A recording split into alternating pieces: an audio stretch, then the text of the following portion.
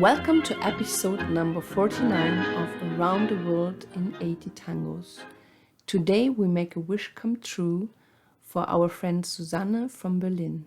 The song is called El Mareo, a recording of the orchestra of Osvaldo Pugliese from 1947. The singers are Alberto Moran and Roberto Chanel.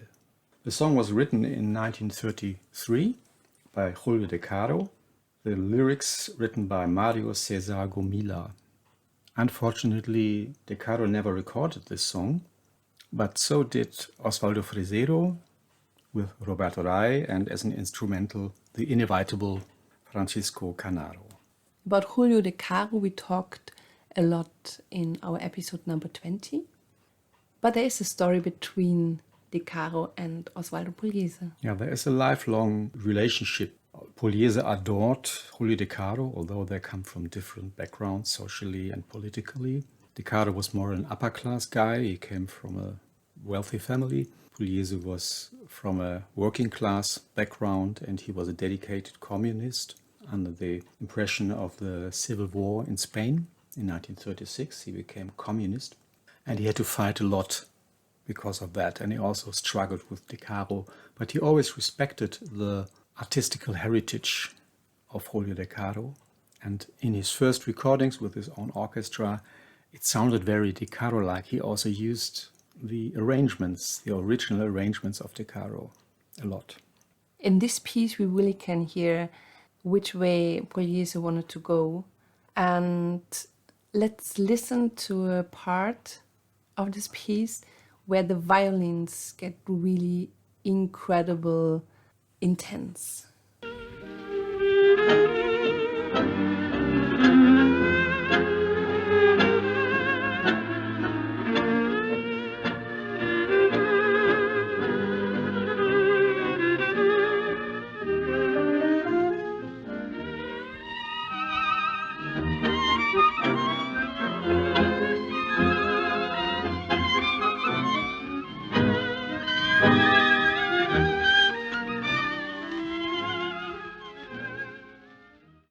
Okay, here we have the presentation of the violin section of Osvaldo Pugliese, among others. And it's hard to decide who is doing the lead solo. We have the free choice. It's Enrique Camerano, Oscar Herrero, Julio Carrasco, and Jaime Torksky, all brilliant players featured here. Yeah, they give us the goosebumps always I have in this moment. Before the singers will do. Before the singers will do. The singers of this piece is Roberto Chanel and Alberto Moran. They had only 3 recordings with Pugliese. They did 3 recordings as a duo, and then they of course sang separately. The other 2 songs are Porque and Mirando la Lluvia. Chanel was first.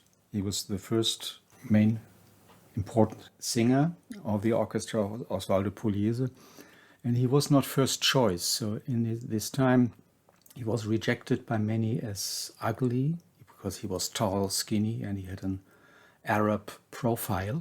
That's why they called him El Turco.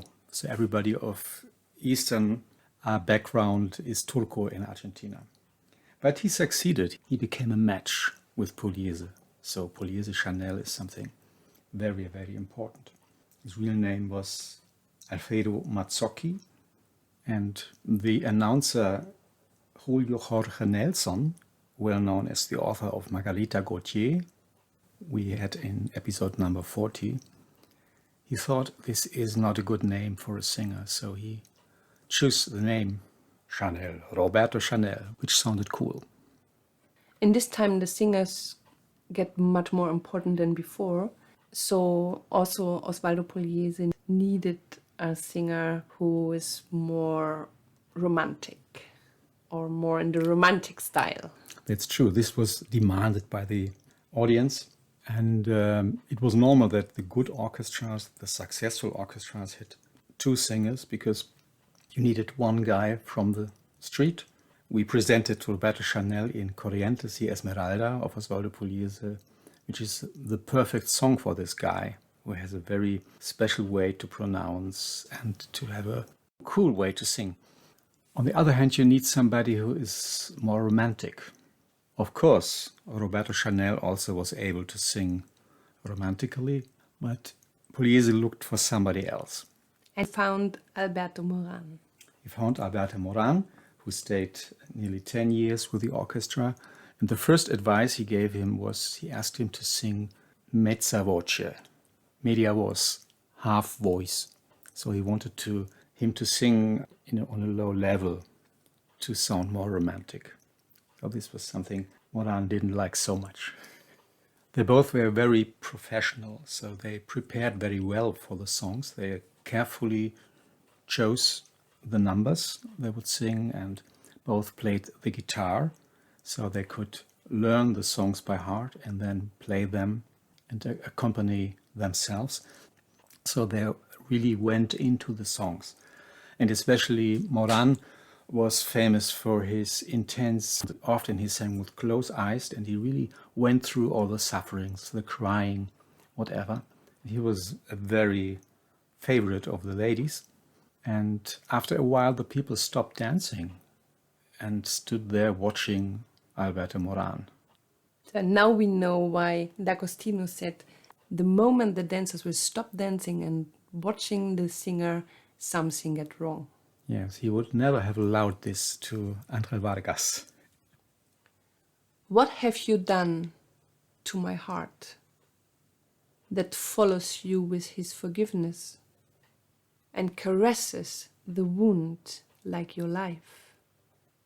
If your love taught me to fight, to suffer, to forgive, if you can do all that, either way, teach me to forget. To me, you were the greatest love. Nobody like you has understood my love. No one like you. Heart of my love. My soul knew it. My soul knew.